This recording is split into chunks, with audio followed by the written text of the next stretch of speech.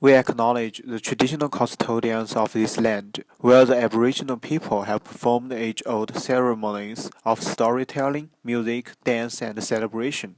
We acknowledge and pay respects to the elders, past and present. We must always remember that under the concrete and as former this land is, was, and always will be traditional Aboriginal land.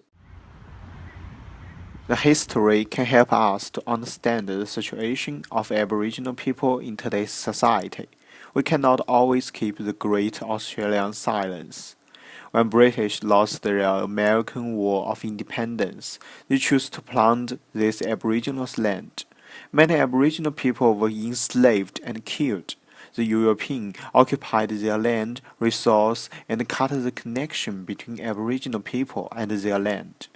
No denying that Australia's colonization is a story of invention and resistance to invention. This flag represents their history of resistance.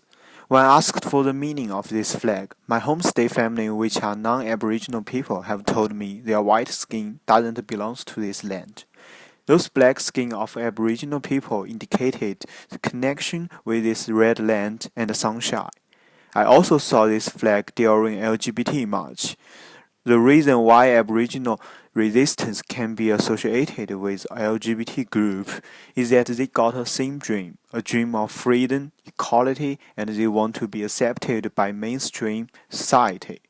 They want self-determination. They are proud of their own value and culture, and they never stop the pursuit of their human rights.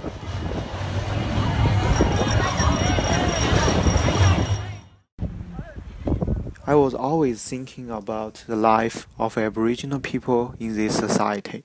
So I walked around. I tried to communicate with every Aboriginal people I met. I have engaged in their activity. I played soccer with them together. Then I went to beach, city, and park. I want to feel their feelings of the environment. Every changes happened in their land.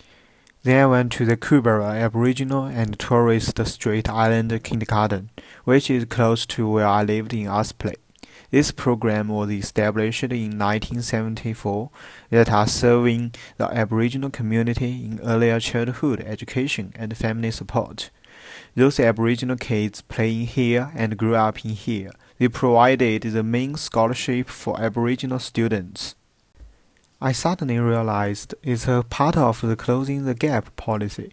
Government funded this kind of service to provide financial, educational, and employment support for Aboriginal people.